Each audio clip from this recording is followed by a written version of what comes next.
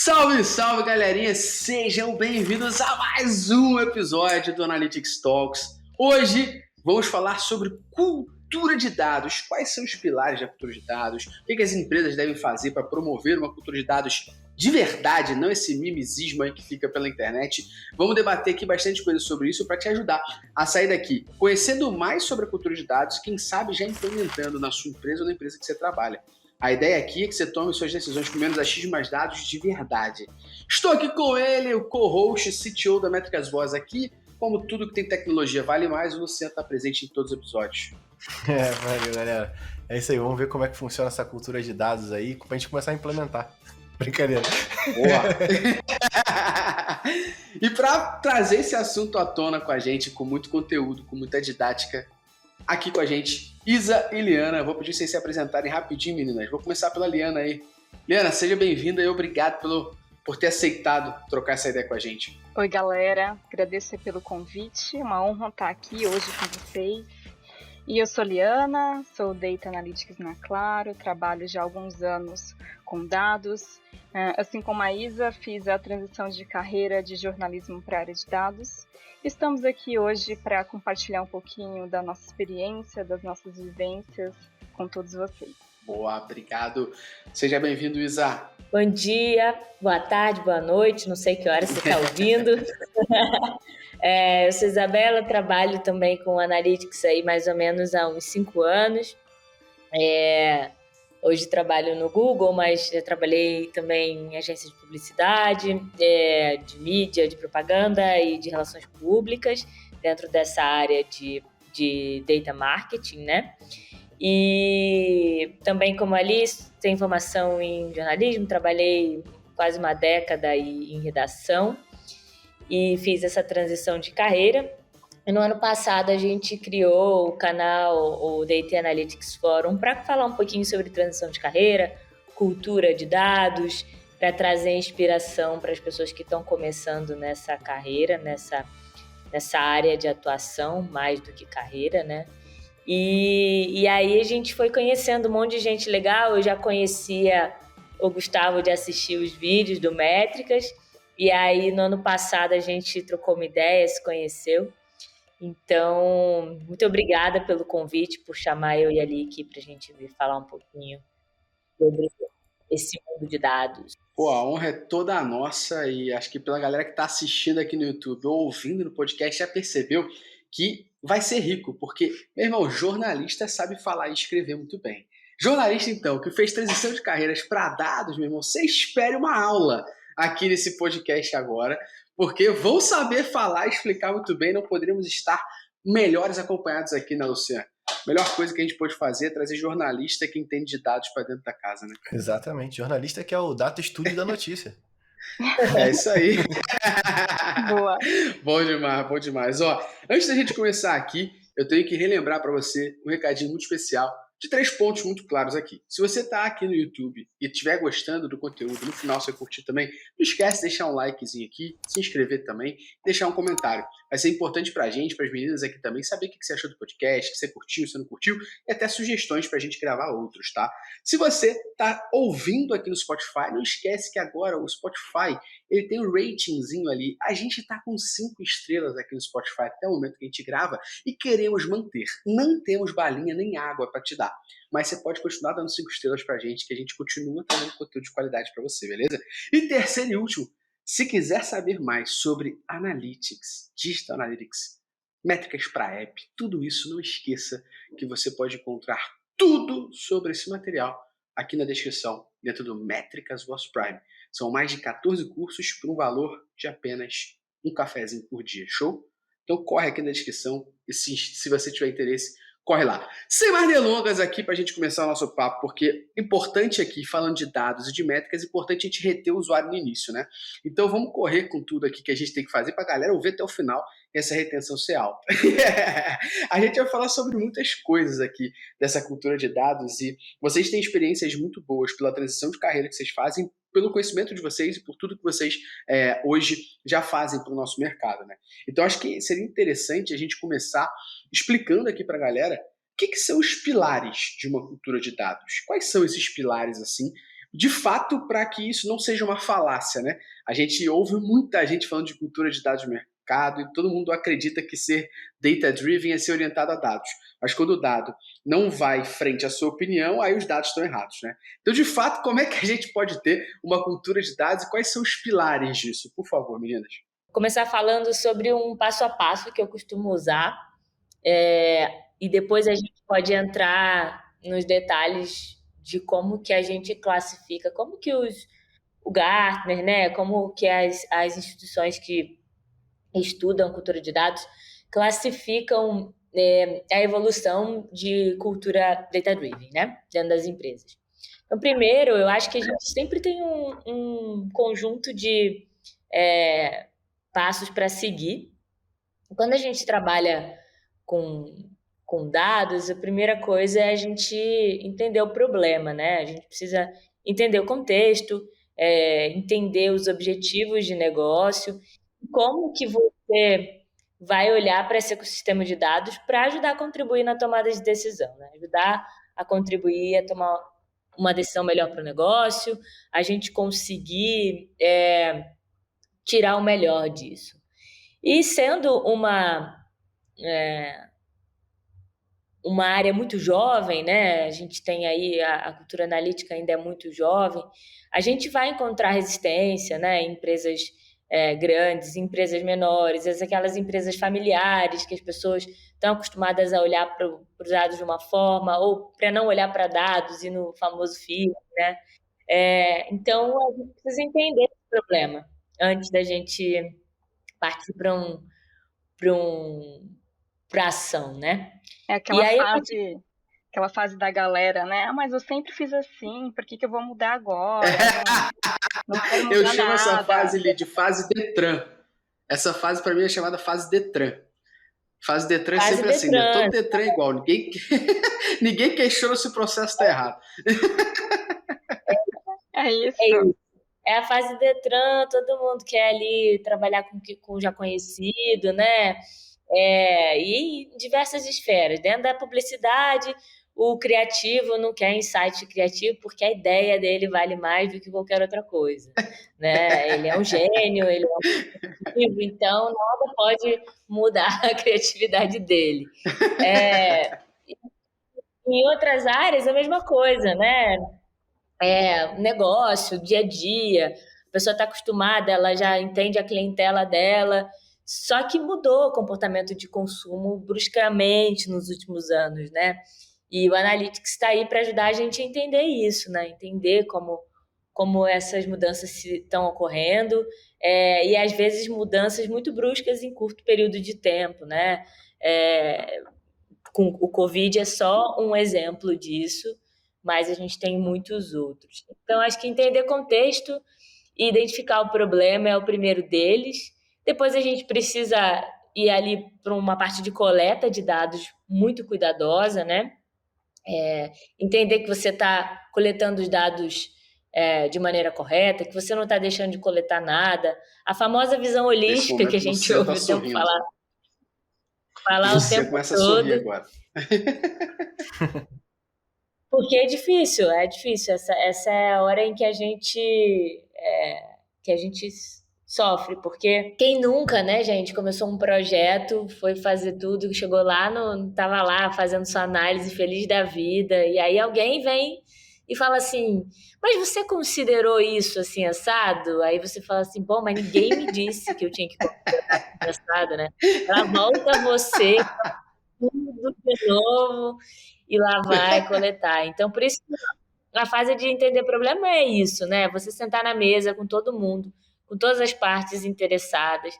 Ali, as pessoas brincam, né? Que você tem que torturar os dados para eles falar. Eu acho que não tem que torturar as pessoas, né? Você tem que torturar as pessoas para elas te falarem o que você precisa olhar. Brincadeiras à parte, gente. Sou totalmente contra a tortura, mas estou falando isso de maneira figurada.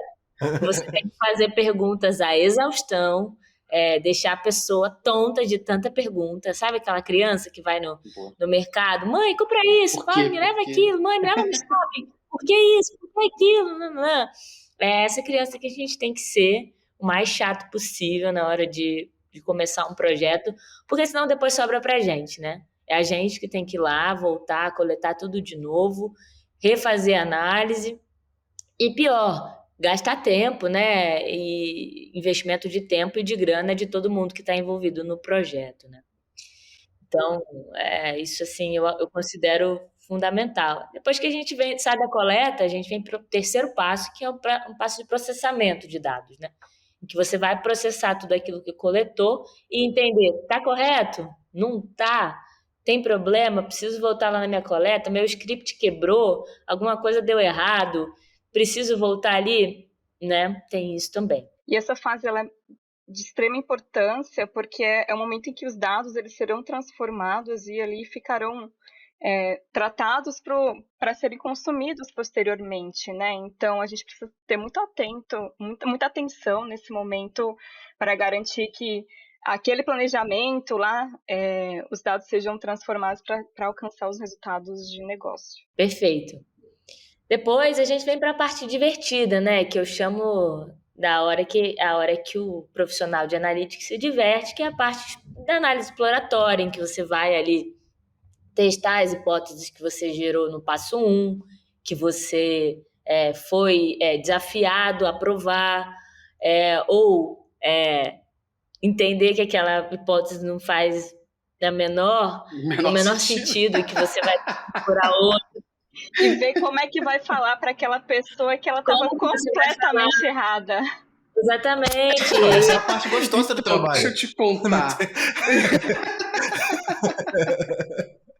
Olha, nem sempre, viu? Às vezes pode ser gostoso, mas pode ser uma dor de cabeça também. É verdade, Depende da você pessoa. Precisa ali. É isso. Não, o dado tá errado, eu tô certa. Olha, já escutei isso aí algumas bravo. vezes. Isso é bravo. Já escutei isso algumas vezes, cara.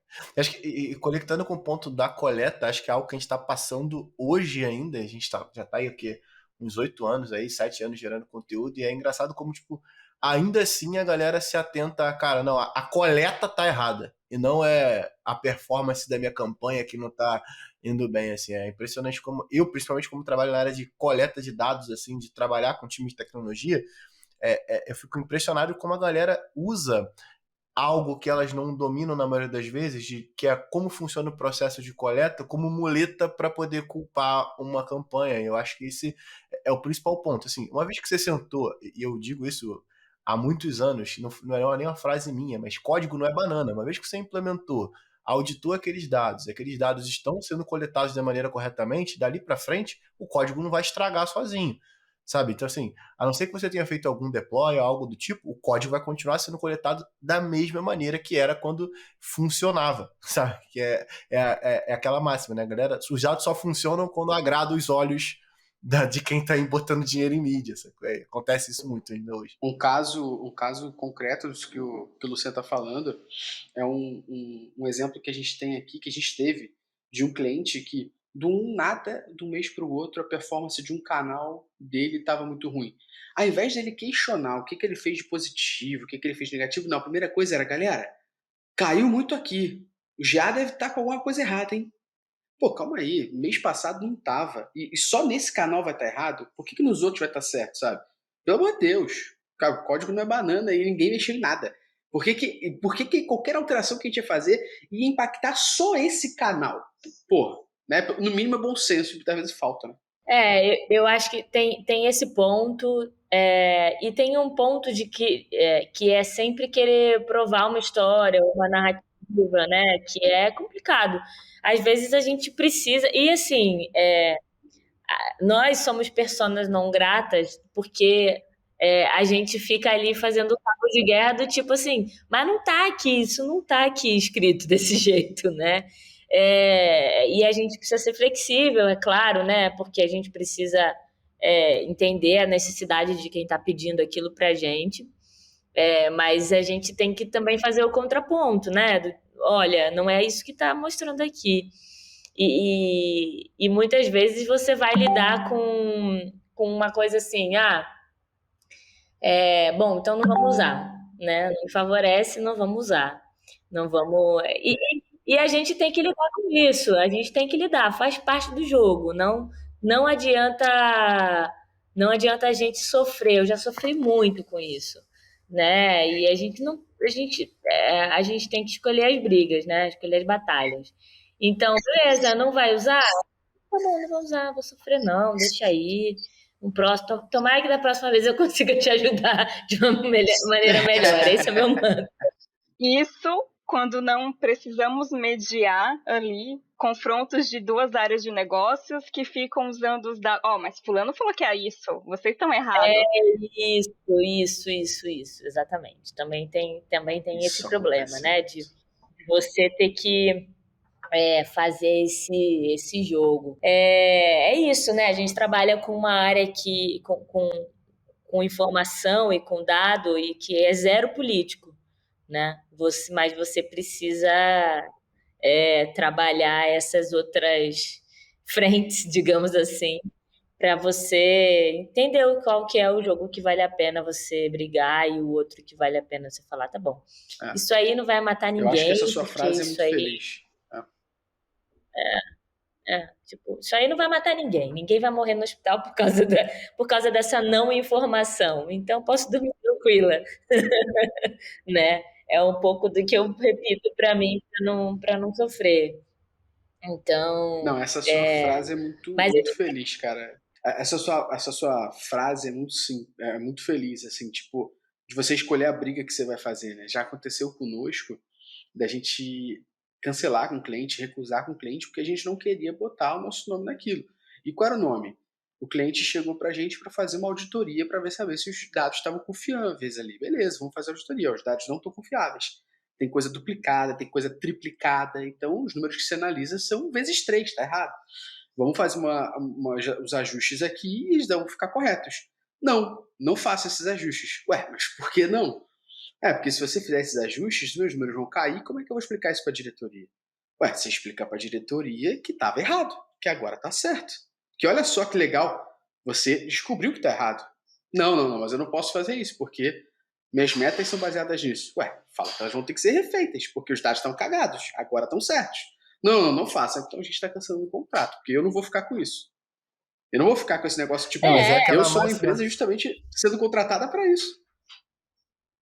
E é aquela máxima, enquanto os dados estão agradando os olhos, deixa seguir. Aí quando você chega e fala, peraí, ó, tudo que você está analisando caiu por terra por um problema de implementação ou por um problema de configuração, caiu o chão do cara e ele tem que provar agora o porquê os dados caíram drasticamente. Então, na maioria das vezes a gente até fala no momento que os caras estão contratando a gente, olha só, avisa pro teu time interno que ó, a gente pode descobrir alguma coisa que vai cair por terra. E já aconteceu de a gente pegar e solucionar um problema para um cliente que matou 10 anos de trabalho, sacou? Assim, porque o cara não sabia, por exemplo, as origens de campanha. Então, tipo, o cara ele achava que a origem de campanha era essa até pelo dado que estava sendo apresentado, mas passado num determinado ponto, a gente descobriu, olha, o usuário está perdendo referência de tráfego nesse momento aqui. Então, assim, todos os dados que vocês analisaram nos últimos, o quê? Vou nem falar 10, que pode ser potente, mas tipo assim, 2, 3 anos, tá tudo cagado. Sacou? E aí é que muda a história, né? eu já ouvi, né? Já ouvi o caso assim do tipo, mas dado de relações públicas não importa nada pra ninguém. Isso aí é só pra gente mostrar uma coisa pra tipo assim, Isso é foda, né? então, aí eu falei, então por que você tá me contratando? Porque eu trabalho. Não, eu juro pra você que depois que eu viesse, eu trabalhei mais de demissão. Eu pedi mesmo, eu fui embora. Eu falei, não, já chega, eu tô me estressando, tô trabalhando pra cacete. E daí eu escuto esse tipo de coisa.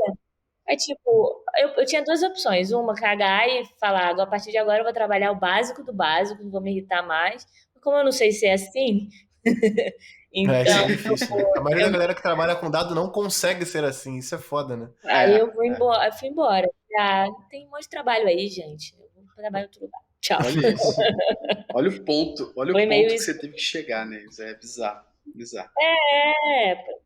mas enfim, né? Tem estresse que vale a pena, tem estresse que não vale. Foi assim. Cara, você acabou de me ensinar uma coisa muito importante. É isso.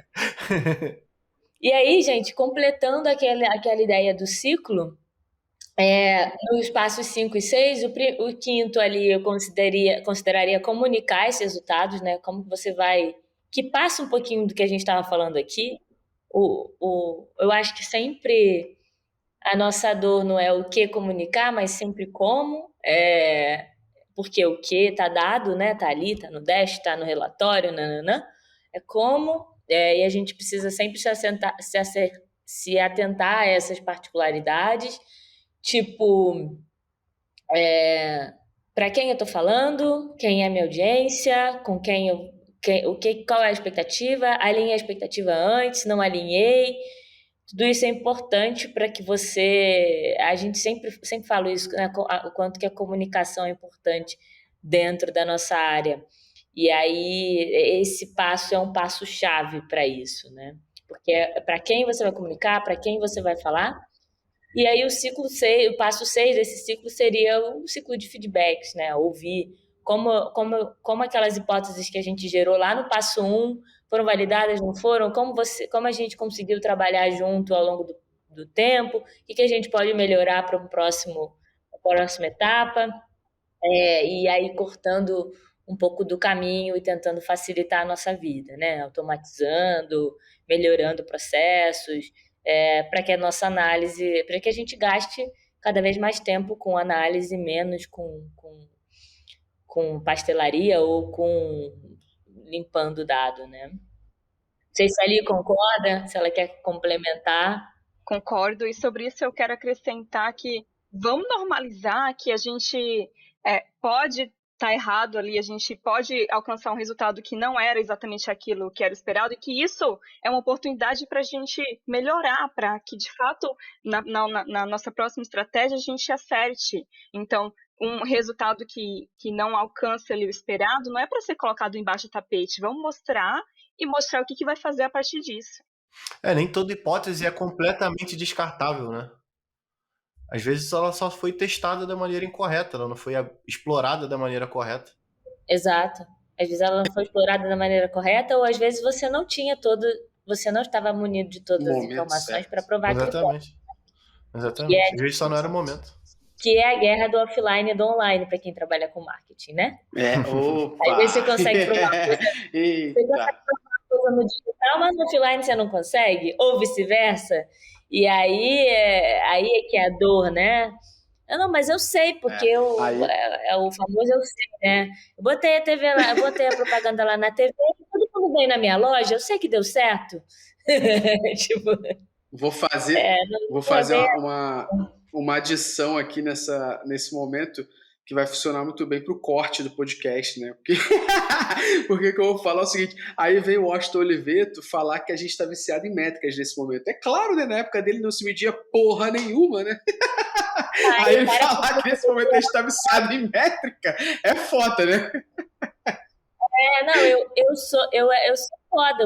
Eu vendo, se eu quiser vender, sei lá, cigarro para não tabagista, eu vendo. Aí ele bota o negócio lá e aí diz que vende, porque ele é demais, ele é não sei o quê. Aí vem alguém para dizer, bom, você vende, mas você não vende tanto assim quanto você acha que você vende. Baixa logo um pouquinho aí. Mas é porque, tipo, métrica, né?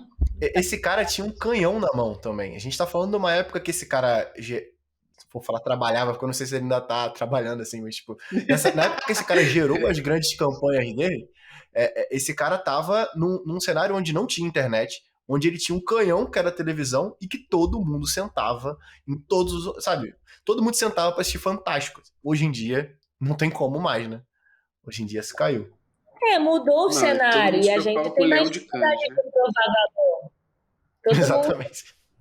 Todo mundo tem mais dificuldade de provar valor. Essa é uma realidade. A gente sua aqui, a gente sofre para provar valor e provar valor conjunto, né? Não só provar o valor de uma campanha X, Y, Z, mas impacto no negócio. Tudo isso a gente tem que lançar mão de uma série de coisas para conseguir provar. Todo CMO e todo diretor de área de marketing hoje tem esse desafio na mão, provar como como que o que você gera impacto na receita da empresa para a qual ele trabalha. Se alguém disser para mim que hoje consegue provar 100% o valor, mentira, essa pessoa já estava com a empresa própria, não estava lá tentando fazer isso, sabe? Desculpa, ou ela estava vendendo isso, essa receita. Que todos os institutos de pesquisa brigam para tentar provar um valor, uma parte do valor, e você, como marca, vai tentar colocar aquilo num cenário grande e vai criar um big picture daquilo, né? Então é um desafio macro. Por quê? Porque é isso, porque antes o cara botava na TV, todo mundo sentava na TV para ver a novela e o Jornal Nacional, você sabia onde estava a sua audiência, você sabia que você anunciava a caneca amarela, e amanhã todo mundo ia pelo menos assuntar o preço da caneca amarela e dali a tanto tempo comprar. Mas hoje não é assim. Hoje você você pode pesquisar até 10 vezes antes de escolher o que você vai comprar, que marca, que produto. Se você vai comprar do fulano que te dá o frete grátis, o fulano que te dá a promoção tal. Você tem uma série de atributos para você decidir, que você leva em consideração na hora de decidir fazer uma compra, né? Então, como que você risca ali e diz, foi isso? É um baita desafio. E aí, quem não está afim de encarar esse desafio, porque é um desafio de longo prazo, que todos nós estamos aqui quebrando a cabeça para tentar resolver, vai dizer que está todo mundo metrificando demais, né? A desculpa que Ó, a ciência. isso tudo foi só o início do bate-papo, hein? Olha só, você que está ouvindo e assistindo a gente aqui, meu irmão, a gente já aqui discutiu e debateu um zilhão de temas, já desceu uma porrada aqui em algumas coisas também, já debatemos diversas coisas boas, já deu corte pro podcast por resto da vida, só nessa parte aqui para chamar a atenção para todo mundo vir ouvir e assistir. Já tem muita coisa boa, é só o inicinho. Parece que a gente já cumpriu o nosso dever de reter a galera nesse início aqui. E aí eu queria só trazer ainda assim nos pilares ali da cultura de dados, que é uma questão que vocês falam muito, Isa e Iliana, sobre a evolução de cultura data-driven, né?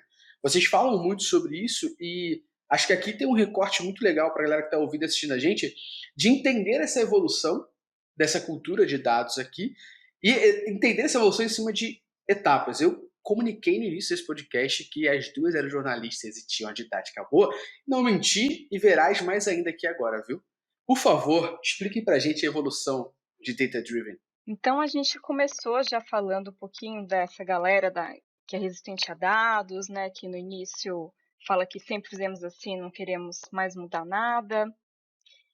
E aí, numa segunda etapa, a gente tem uma fase em que assim, os dados eles já são um pouco mais conscientes, então a galera já consegue coletar esses dados, mas não existe uma estratégia clara, não existe um propósito ali definido, para quê, por quê. Então, assim, com exceção de realizar transações, não existe uma arquitetura ali definida de informação orientada a dados.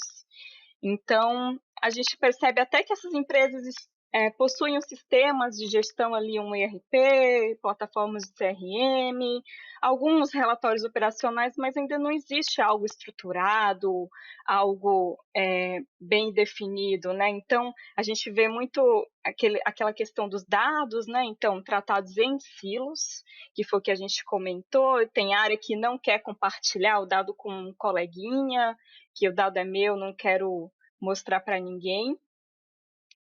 E é onde a gente tem a maioria das empresas brasileiras ali se encontram nesse nível. Eu queria fazer só uma adição rapidinho a isso aqui, que é complementar para a galera. Você que está assistindo a gente no YouTube ou ouvindo no Spotify, se você quiser, depois desse podcast aqui, já nesse primeiro momento aqui que a Ali falou, tem 3 episódios aqui que são bem bacanas, que é justamente a gente conversando com empresas e sobre a cultura de dados dentro dessas empresas, o acesso a essa informação. Então, desce um pouquinho aqui, um pouquinho mais, que o episódio, se eu não me engano, 44, 43 e 42, mais ou menos por aí, eles são episódios que a gente conversou com a XP, com a Empíricos e com a Americanas. E a gente conversou justamente sobre como é que é a cultura de dados lá dentro, como é que é a área de Digital Analytics lá dentro. Então depois, volta para você entender também isso que a gente está falando de cultura de dados e também ter base de 3 empresas aí bem grandes do mercado, como é que elas estão fazendo isso no dia a dia. E você vai ver que não é à toa que elas estão na frente do mercado aí, né? A única coisa que eu ressaltaria aqui nessa etapa de evolução de uma empresa data-driven, né, é que esse primeiro estágio ele é mais comum do que a gente imagina, né, gente? E eu acho que para botar o pé no chão de todo mundo, agora que está esse boom de novos empregos, né? Antes a gente estava ali, quem era nativos digitais ou pessoas que estavam mudando para o digital aos poucos. Com a pandemia, a gente teve aí um boom de pessoas que estavam que cuidavam dos seus negócios de maneira offline totalmente e começaram a trabalhar de maneira online porque precisou, né? A padaria, o mercadinho, né? Uma série de pessoas, de empresas, de microempresas que não olhavam para dados e que passaram a contratar profissionais para olhar para isso, né? Então, a gente vai ter, eu chutaria que a gente vai ter ainda um boom desse tipo de empresa que está nesse início, porque está entrando nesse ambiente digital aí há 1 ano, há 2 anos.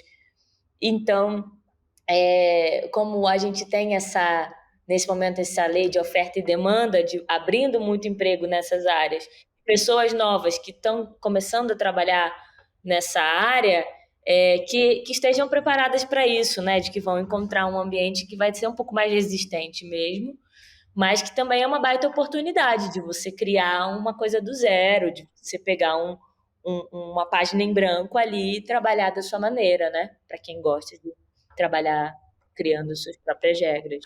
Eu acho que nesse caso você falou algo que é muito importante, e aí eu vou até, antes de pensar nessa parte do cara sair do offline e ir para online, o brasileiro, no geral, aprendeu a olhar para dados com a pandemia pelo simples fato de saber qual é a eficácia maior de uma vacina, sabe? Então tá muito mais e tem muito mais potencial daqui a algum tempo da galera começar a pensar nos dados para tudo.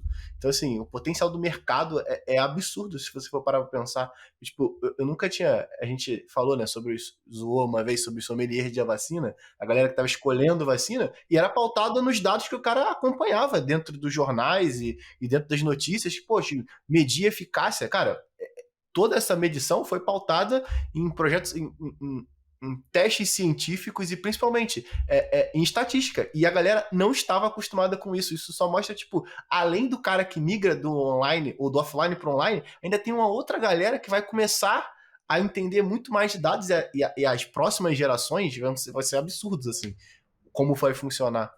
E tem um ponto.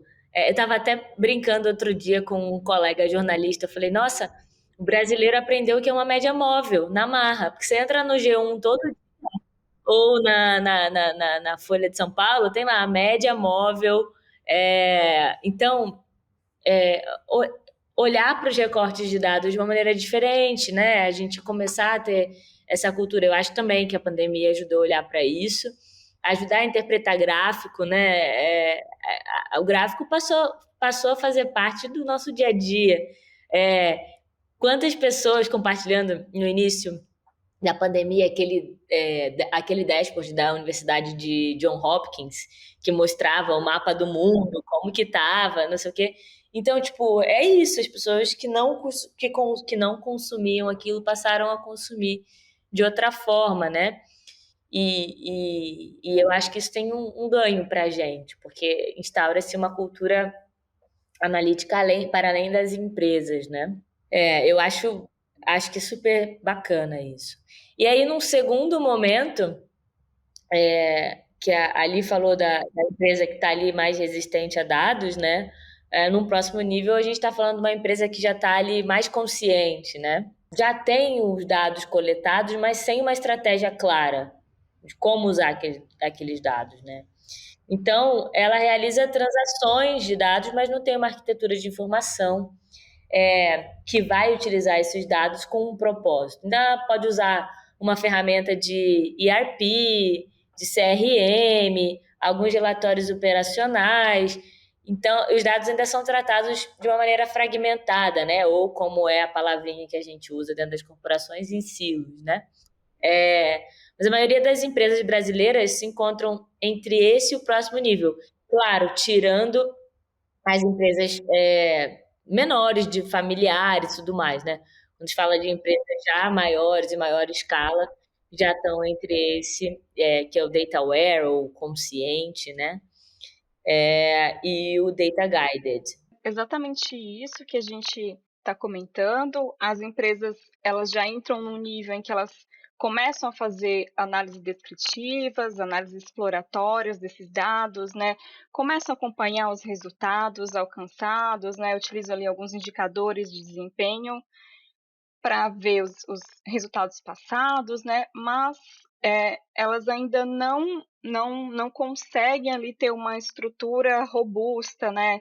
Eles ainda não têm um time preparado para olhar para esse dado em todas as etapas, né? Da coleta, a transformação, a qualidade desses dados, a forma como eles são utilizados. Então, ele já utiliza, já começa a amadurecer, mas ainda a gente não considera ali como uns especialistas, né? Que a Isa vai comentar daqui a pouquinho.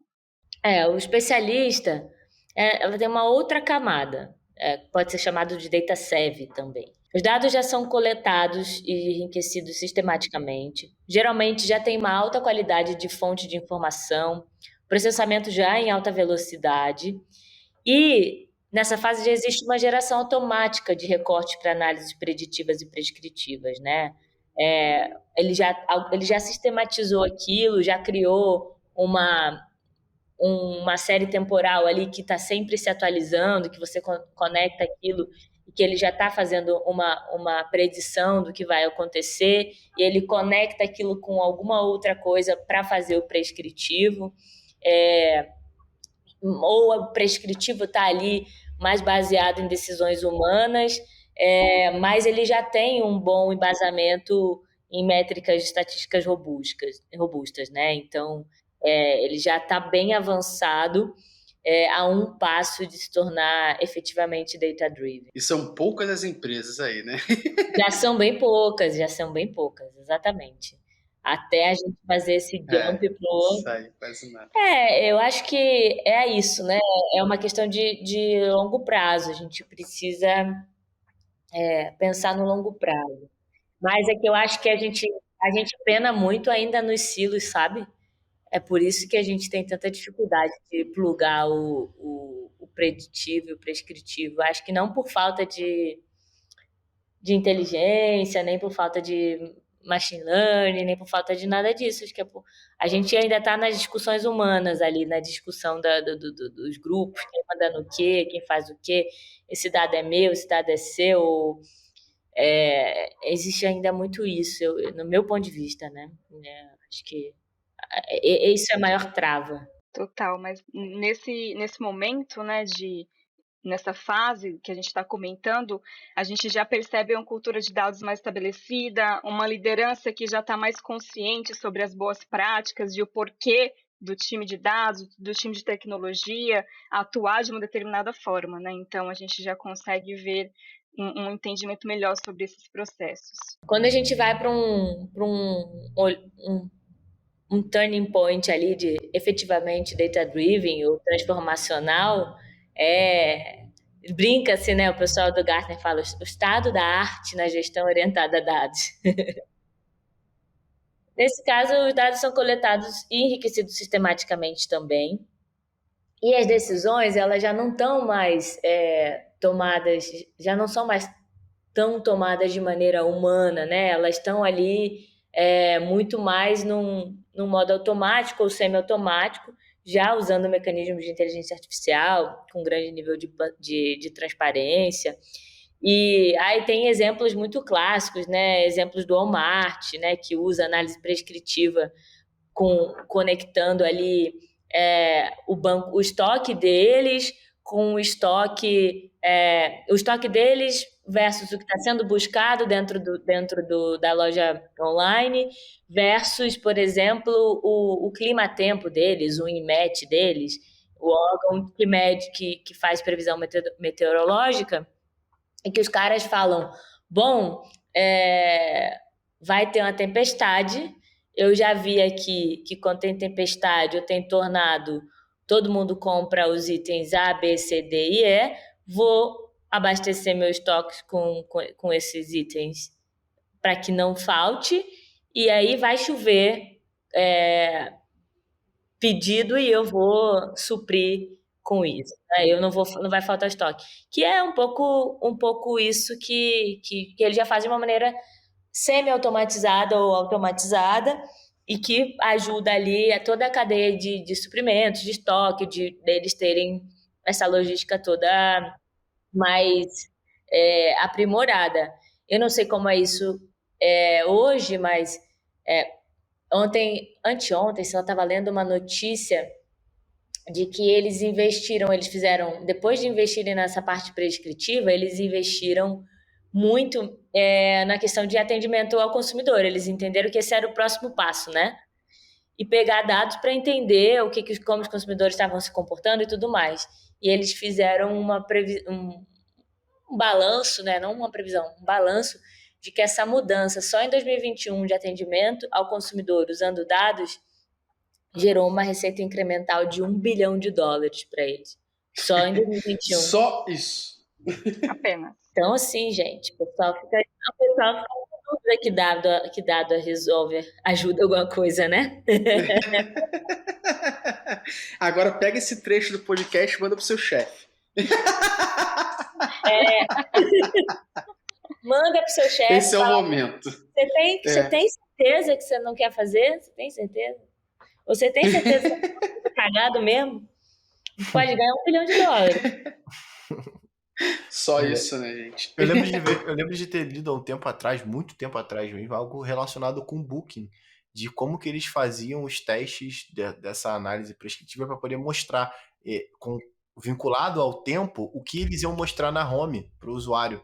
Então, se era um lugar que era para um tempo mais frio ou a uma praia, por exemplo. Isso é muito interessante mesmo. Como a galera... Isso é feito, por exemplo, no G1. Eles pegam geolocalização e te colocam. Eles colocam notícia com a sua base de geolocalizada. Entrou lá, ele fala: se você entrar no celular, né?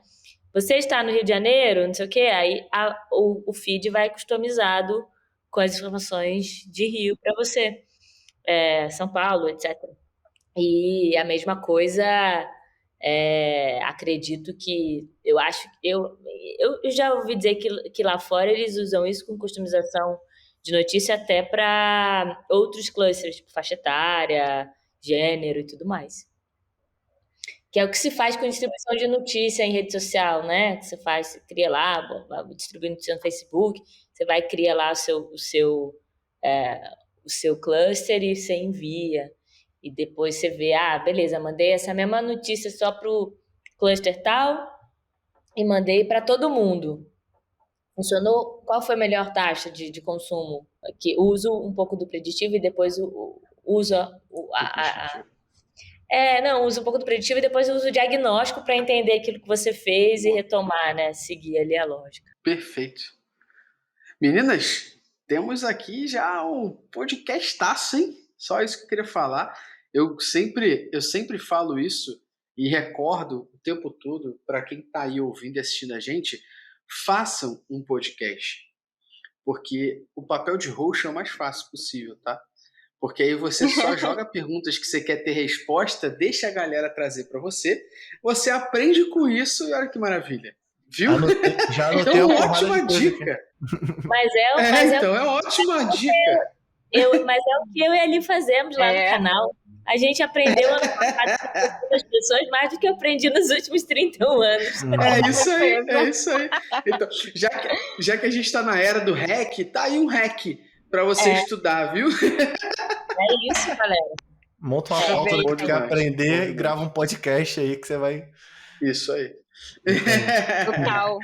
Meninas, a gente falou sobre os pilares, falou aqui sobre a evolução dessa cultura data-driven, e tem algo que todo mundo, assim, a gente é mais focado em digital analytics, né, mas tem gente mais focada em BI, data science, entre outras frentes ali, e a gente sempre fala muito sobre o data literacy, né, ou letramento de dados, que é justamente como é que a gente pode fazer com que as empresas e pessoas evoluem nesse entendimento sobre os dados, nesse conhecimento sobre os dados, em aprender a saber o que é isso, né?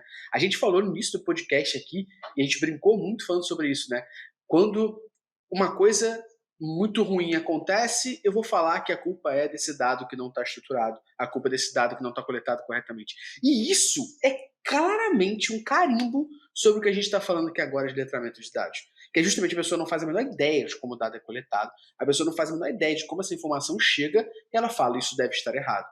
Então, eu queria debater um pouquinho aqui de como que isso, né, o data literacy, esse letramento de dados, esse aprendizado sobre dados ali, ele é importante para as empresas. Como é que vocês enxergam isso hoje aí?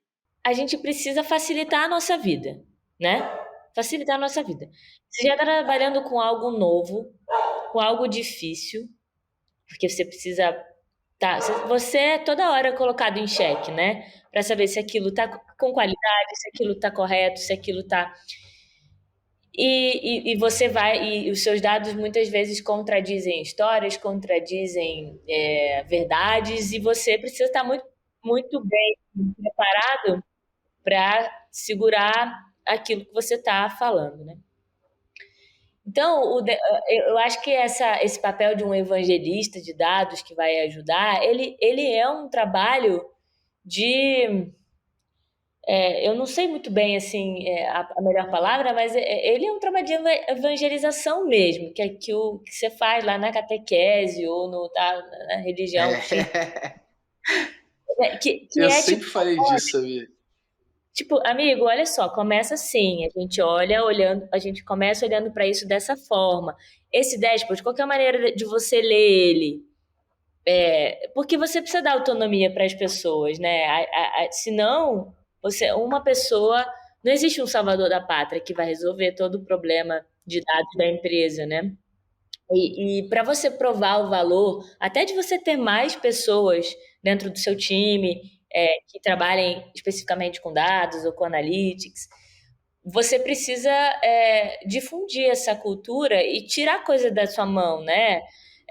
Então, um trabalho de você treinar, de você criar um treinamento, fazer aquilo, mostrar como é que olha para aquela ferramenta, puxar a pessoa pela mão, falar, olha por aqui, olha por ali. Essa etapa aqui que eu estou acostumada a fazer sempre para você, deixa eu fazer um treinamento aqui, facilitar, mostrar para um monte de gente e reduzir a minha carga nisso e ir para outra etapa. Para facilitar a tua vida, para facilitar a vida do outro também e para você criar cultura, né? E isso, acho assim, tem figuras incríveis, tem o Avinash, tem figuras que fazem isso há milhões de anos. Tem o próprio Gus aí, que dentro do Métricas faz isso há anos. E eu acho que é um trabalho que a gente precisa assumir como papel nosso dentro das empresas. Se a gente não quiser ficar sofrendo e toda hora ter de ir embora, sabe? Porque ninguém aguenta essa carga de análise quando se cobra cada vez mais análise sozinho. Você precisa multiplicar isso, né? Precisa multiplicar esse conhecimento. E a gente não tem que ter medo, não. Mas eu vou ensinar para o outro. Meu amigo, você vai ensinar para poder circular com outras coisas, entendeu? Para Não evoluir, né? evoluir, vamos compartilhar. E facilitar, ó, eu tenho esse tutorial aqui, tenho esses links, por que você não vê aqui? Faz um guide, né? Cria lá bonitinho, passo a passo no slide, manda o PDF para a galera, dá o treinamento depois. Eu acho que é um caminho. Pode não resolver. A minha vida começou assim. Começou assim. Eu lembro a minha carreira, de fato, de análise começou muito assim. Eu trabalhava na Compra Fácil, eu não era dedicado a Analytics, mas eu, entusiastaço, já tinha lido, já tinha feito curso e usava muito a meu próprio propósito. Então eu usava o Analytics para mim, para as áreas que eu dominava, para as coisas que eu fazia. E começou as outras áreas a tirarem dúvida comigo, porque não tinha ninguém, né, da área especificamente, né? Então pessoas começavam a tirar dúvida comigo. E eu, né, sou formado em escola técnica de eletrônica, né? E uma das grandes coisas que você faz na escola técnica de eletrônica, né, para quem não sabe aí, técnico de eletrônica, não tô falando engenheiro não, tá? Ou você vai trabalhar consertando coisa, ou você vai trabalhar documentando coisa. Pode ter certeza. Então eu aprendi muito documentação assim na minha vida. A gente usa muito hoje em dia, aqui também, Luciano, muito mais do que eu. Cara, eu comecei a documentar aquilo que as pessoas falavam comigo, documentar num Wordzinho e mandar isso pra galera em PDF, sacou? Como é que eu crio segmento? Esse passo a passo aqui, toma. Como é que eu faço eu sei o quê? É esse passo a passo aqui, toma. Eu ensinava uma vez, depois quando chegava uma terceira pessoa, eu dava isso. Isso me ajudou muito quando a gente montou a Métricas Boss como blog, a entender. E aí quem quiser aí ver que é verdade o que a gente está falando, vai lá nos primeiros artigos da Métricas Boss, lá atrás, há 7 anos atrás, vai lá e vê. A maioria deles são how-to com passo a passo. 1, não sei o que, 2, não sei o que, 3, não sei o que, 4, não sei o que, que era muito daquilo ali. Então eu me tornei um evangelista de analytics dentro da empresa e acabei depois me tornando supervisor da área e indo trabalhar com outras coisas. Eu estou aqui hoje muito porque eu levantei essa bandeira de que a gente precisava usar, de que a gente precisava entender e de, inclusive, entender que a coleta estava mal feita ou não, né? Tanto que quando o Lucian chegou depois no Compra Fácil, que a gente não trabalhou junto lá nessa ocasião, quando o Lucian entrou, a área dele, que era a área que ele trabalhava na parte front-end, que era a grande parte de consumo de dados do Analytics, a área dele já tinha porrada de passo a passo, inclusive, de quando mexia alguma coisa, que tinha que mexer junto nos dados para não ferrar o Analytics, coisa que não existia antes. Então eu comecei assim, serve de inspiração para alguém? Com certeza, e a minha experiência diz, pelo menos, que quando você compartilha esse conhecimento e para aquela pessoa que era muito resistente ao dado, ela pode passar a ser um defensor daquele dado. Então você começa a criar aliados e amadurecer a cultura como um todo da empresa. Adicionando uma vírgula aí ao que a Ali falou, além dela ser defensora dos dados, eu acho que ela entende as dores do processo.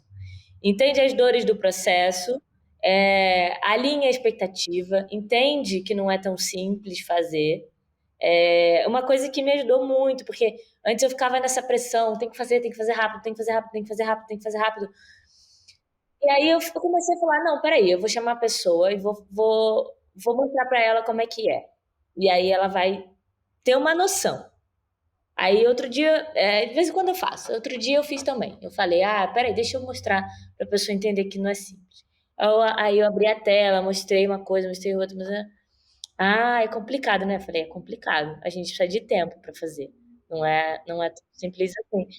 Vamos com calma. Alinha a expectativa, né? Deixa claro que você quer fazer, que você tá disposto, você tá afim, mas que você precisa pensar, senão não é um negócio que você vai apertar botão e vai sair.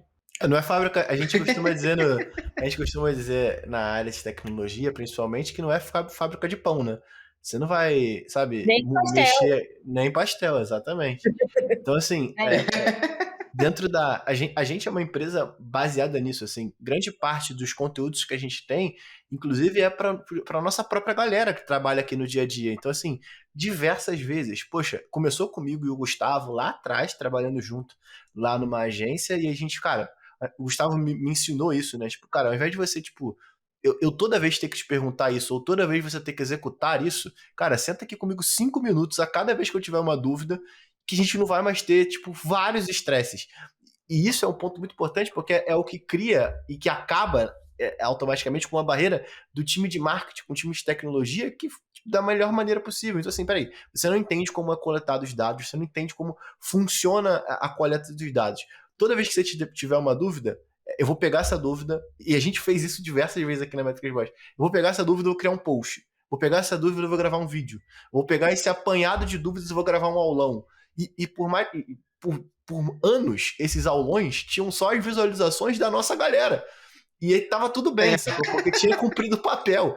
Eu perdi, tipo assim, aquela 1 hora que eu perdia fazendo aquele aulão, nunca mais seria perdida do meu tempo normal, sabe? Do meu tempo de trabalho. É investimento, exatamente. Compartilhar o conteúdo é investimento. Eu também bato na porta para pedir, né, para dev, para galera que programa muito, né, porque eu sei o básico de programação. Eu bato lá na porta todo dia de alguém e falo assim, como é que eu faço isso? E eu vejo a pessoa fazer e eu já aprendi uma nova, Opa, eu né? também. E, tipo, É isso aí.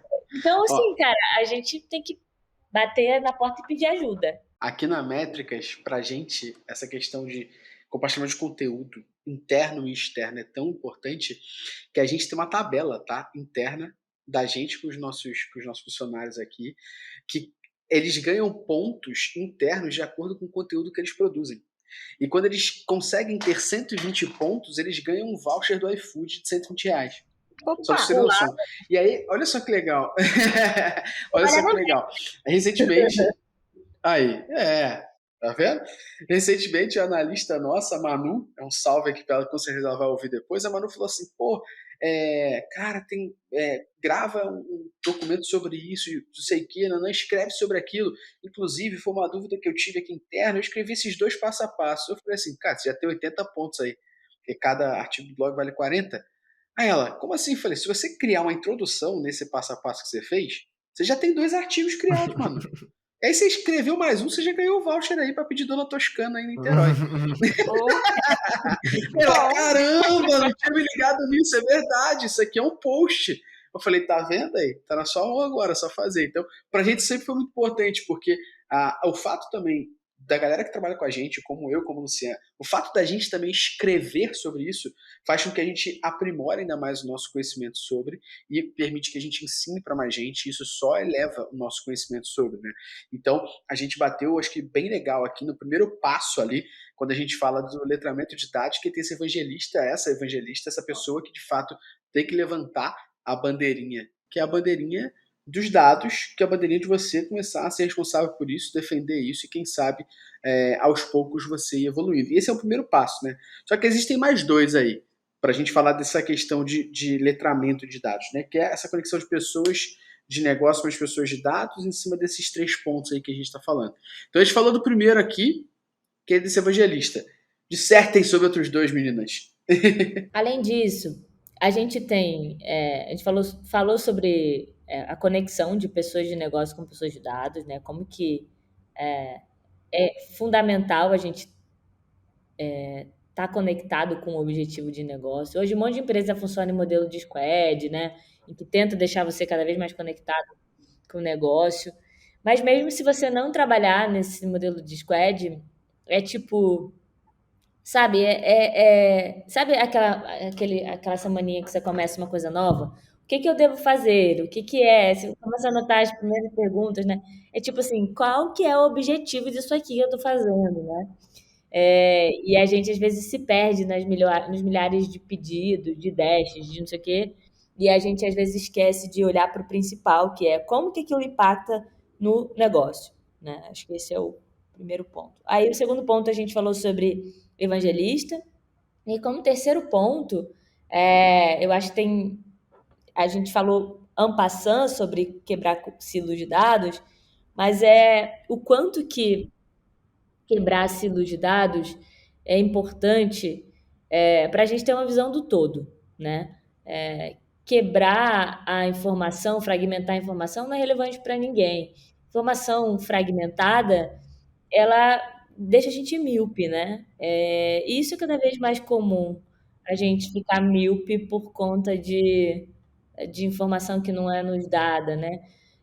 Então, muito fazer esse esforço de unir, é um discurso de união mesmo, mas de união de forças ali, e às vezes você precisa um pouco de politicagem, né? Mas você, mas você precisa unir os times, e às vezes as pessoas acham que a pessoa de dados ela vai ser a cola, né, entre os times.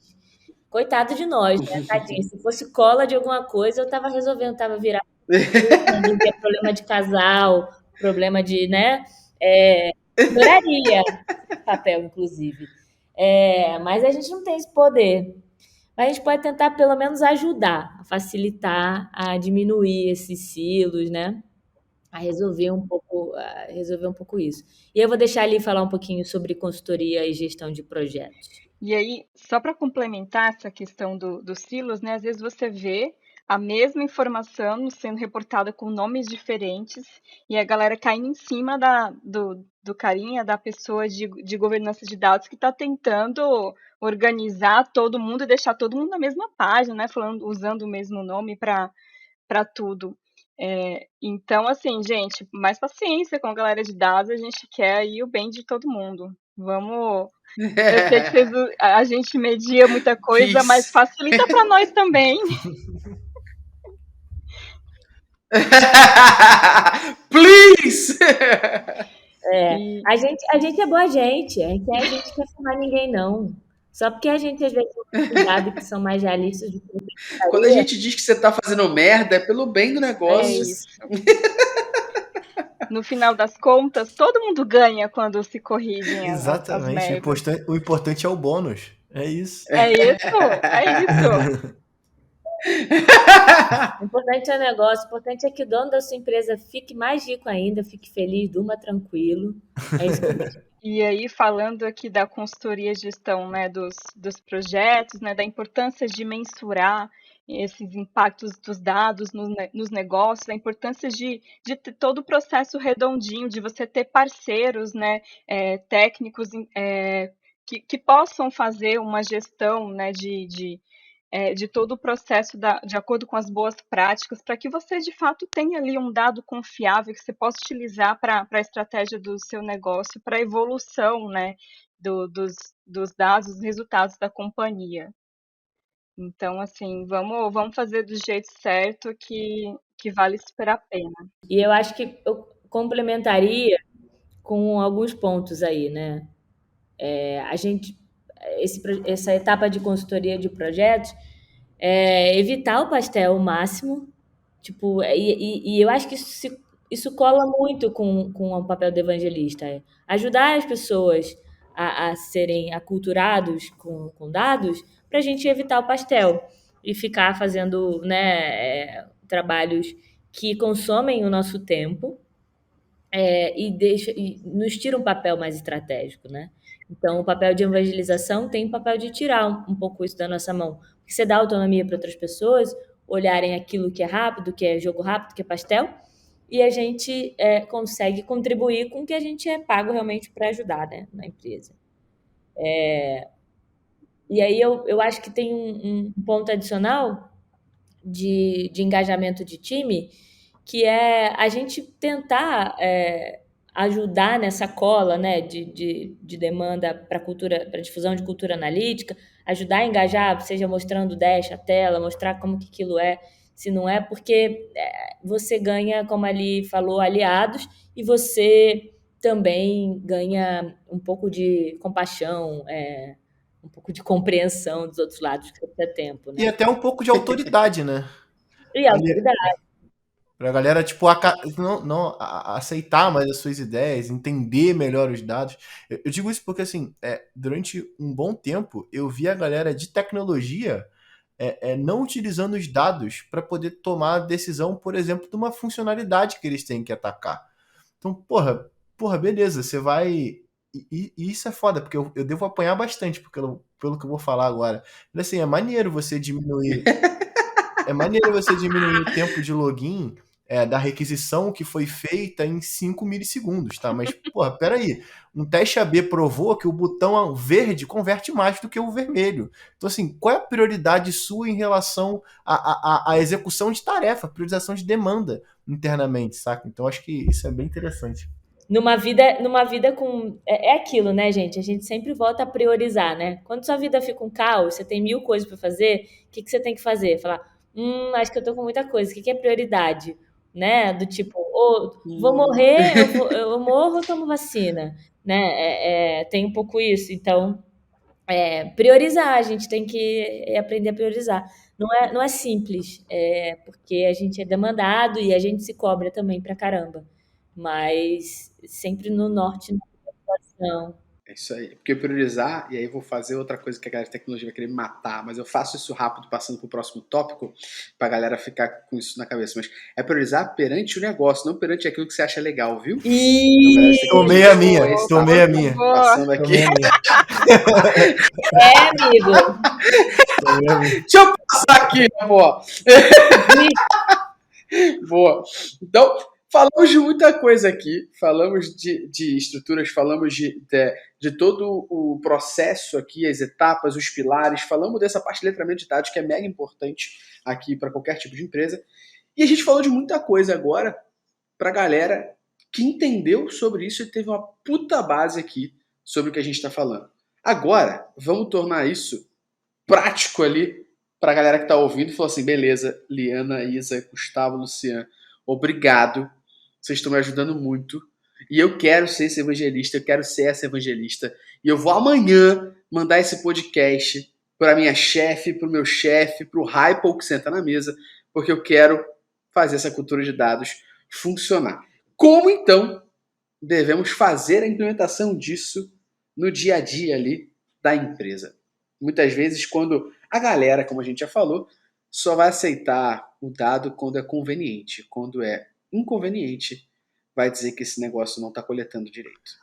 Até para poder complementar um pouco essa pergunta, que é uma dúvida que eu tenho, assim, se o cara for, o cara que está escutando a gente, provavelmente é um analista, provavelmente é um gerente de alguma área, qual é a primeira ação que ele tem que tomar para ele poder, tipo, cara, eu quero começar e eu quero saber a primeira ação que o cara deveria tomar para poder conseguir implementar uma cultura de dados? Primeira ação é entender o contexto onde você está. Entende o contexto. E aí, para entender o contexto, você vai levar tempo, porque você vai ter que perguntar, você vai ter que sentar com o coleguinha do lado, tomar um café com fulano, entender contexto. E nesse momento de pandemia é difícil pra caramba. Eu estou trabalhando há 1 ano na empresa em que eu trabalho de maneira remota. Ali também começou o trabalho novo, pandemia. É difícil, porque como que você... É complicado, é mais difícil do que ao vivo. Porque você não bate na mesa lá do colega e fala, e aí, como é que eu faço isso, como é que eu faço aquilo? Mas a gente tem mecanismos, né? A gente consegue se virar. Mas entender o contexto, é ligar ponto, é entender para que serve isso aqui que eu estou fazendo, qual que é o objetivo macro, para quem é essa entrega, quem é minha audiência, como que eu vou fazer, é mapear mesmo. Quem é minha audiência, para quem que eu estou falando, como que eu conto essa história para quem eu estou falando, e quais são as maiores dificuldades aqui de cultura data-driven? É a aceitação do dado? É a gente ter que lidar com alguém que não aceita o dado como ele é? A gente precisa indicar terapia para a pessoa na brincadeira. Às vezes, né? Às vezes é bom. Às vezes funciona. Brincadeira da parte. Já faz a parceria aí. Qual o nome daquele site lá, Zenk Club? Alô, Zenk Club, patrocina nós aqui, viu? É isso. Ou não, tentar entender também. Eu acho que pode ser meio clichê, mas o papo da empatia, ele é importante. Dê sempre o benefício da dúvida, entender por que aquela pessoa tá olhando aquilo daquela forma. Né? Ela tá olhando aquilo porque ela tá se sentindo ameaçada por aquela informação que você tá levando. Ela tá levando, ela tá ressabiada porque é isso, né? O Gus falou ali do cara que o bônus dele era atrelado àquela métrica e ele não ia perder isso. E aí, essa é uma batalha que você não vai ganhar. Se o dado do cara tá atrelado àquilo, se o bônus dele tá atrelado àquilo, e você vai... Desculpa, eu sou Isabela, ninguém ali, moro ali, né, sabe o quê? Eu não vou mudar a história entendeu? Então, vou me recolher a minha insignificância e vou falar, não tenho como mudar isso. Vou sofrer com outra coisa. Vou sofrer porque não consegui falar hoje, né? Vou direcionar meu sofrimento. Ou não, ou entender, poxa, isso é uma coisa que eu consigo mudar com essa mentalidade?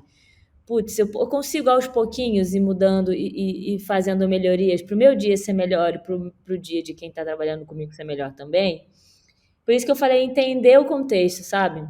Entender o todo e tentar entender por que o outro de qualquer forma, tá se sentindo incomodado com aquilo, ou por que ele não quer apresentar o dado daquela forma. Se você precisa passar mais credibilidade, às vezes você não está passando a credibilidade que a pessoa precisa, ou só se ela aquilo vai impactar muito a vida dela e aí você não vai conseguir fazer aquela mudança.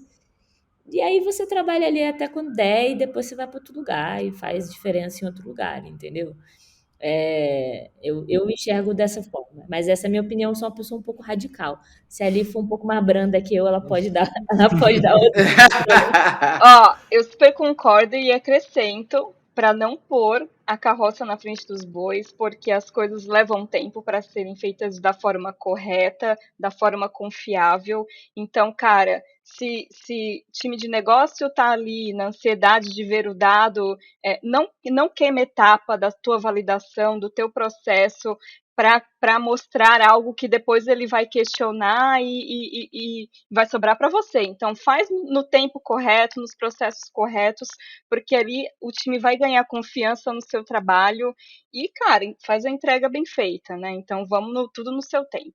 Ó, Tocantins inteiro para vocês duas nesse momento. E aí, falando aqui um pouquinho sobre essa questão da implementação da cultura de dados, então, a gente falou aqui um pouco, como o Luciano falou, né? A pergunta que o Luciano fez no início, e a gente está falando, cara, que a Isa falou no início do podcast aqui também, né? Escolha as brigas que você quer, né? Muito bem. Entender também que você não pode compactar com aquilo. E no mínimo, joga ali, cara, eu te avisei, saca? É o que a gente sempre faz aqui na Métricas, muitas vezes, quando a gente tem clientes desse tipo. A gente, no mínimo, documenta por e-mail e fala, olha, te avisei. Tá aqui, né? A vontade que a gente tem é imprimir e esfregar na cara? Muitas vezes mas a gente pode? Não, porque existem leis e, claro, a gente pode ser preso. Vontade existe, mas a gente não pode executar tudo aquilo que a gente quer. E aí, pra gente ser... Como a gente é o nosso réu primário, né? Vamos pensar... Exatamente. Eu escolho muito bem. Mas pra gente aqui agora ser pragmático... Pra gente ser pragmático agora aqui, para implementar a cultura de dados na empresa. Como é que vocês enxergam que é o caminho? Beleza, a galera entendeu aqui a briga que quer causar, a galera entendeu como falar, não queimar etapas, entender que existe processo. E como que de fato eu agora chego ali numa empresa e falo, vamos fazer o negócio direito? Vamos fazer a cultura de dados de fato existir aqui? Como eu faço isso? Olha, Gus, uma coisa que facilitou um pouco a minha vida foi quando eu conheci o modelo CAMS da cultura de DevOps, que tem aquela pirâmidezinha em que você valoriza primeiro pessoas, depois processos, depois tecnologia, né? Então, evite errar investindo em tecnologia antes de investir em pessoas. Evite errar antes de investir em processos, antes de pessoas. E evite errar investindo primeiro em tecnologia antes de processos. Então, seguindo essa escala, né, de pessoas, processos, tecnologia, você tem um bom caminho para começar. E lembrar que tecnologia, ela está ali para servir a uma ideia, servir a uma estratégia. Então, vamos pensar primeiro, vamos desenhar, vamos rascunhar no papel, no Jamboard, na lousa, onde você quiser, antes de você investir em tecnologia, porque senão vira um elefante branco e você perde credibilidade numa dessa também. Né? E dinheiro. Dinheiro também, mas estou falando, né? Dinheiro e credibilidade. Então, a gente perde quando a gente investe muito sem pensar antes para quê, né? Então, vamos ser mais pé no chão, menos fantasioso de todos os softwares e ultra mega conectados e tentar ser um pouco mais realista, porque com o Google Analytics a gente pode fazer mudanças absurdas num negócio. Você não precisa estar munido de 50 mil ferramentas, né? É uma coisa que o Luciano sempre fala, back to basics. Isso, back to Nossa, basics. total. Exato, exatamente. Meninas, em cima de tudo que vocês falaram aqui, só para fechar com chave de ouro aqui, eu sempre faço a brincadeira quando a galera contrata ferramentas caras que muitas vezes as pessoas não conseguem gerir, muitas vezes contrata ferramenta cara que as pessoas não têm conhecimento, ou contrata ferramenta cara que você ainda tem que pagar mais um curso caro. De tudo isso, eu sempre brinco, e a galera que é fã de Fórmula 1 já me deu tapas nas redes sociais, mas eu falo aqui de novo. Lembre-se sempre disso, né? O Rubinho tinha Ferrari na mão, mas não foi campeão. Tá? Não adianta nada você ter o melhor carro se o piloto não sabe. Desculpa aí, brincadeira à parte. Meninas, muito obrigado pelo podcast, viu? Foi ótimo, prazer enorme estar aqui com vocês. Muito obrigada pelo espaço. E quem quiser, aproveita para falar com a gente lá no Data Analytics Forum. E é isso, minha gente. Muito obrigada. Valeu, galera. A gente se encontra aí no LinkedIn, no YouTube. A gente tem também um grupo no WhatsApp. Entre em contato na nossa comunidade para a gente trocar aí conhecimento sobre a área. Você que ouviu, assistiu a gente até aqui, de nada pela aula grátis que você teve neste podcast com Liana e Isa. E essa aula grátis, ela merece, no mínimo, uma notinha de 5 estrelas no Spotify, uma curtizinha, um comentáriozinho, compartilhamento no YouTube, inscrição no canal e também, por favor, na descrição deste podcast em áudio ou vídeo também estão os contatos das meninas para você também conhecer o Data Analytics Forum. Fechou? E se quer estudar mais sobre isso, não esqueça, conheça o melhor curso do mundo para te explicar isso em português, viu? Assine Métricas Prime. Um abraço e até o próximo episódio. Valeu!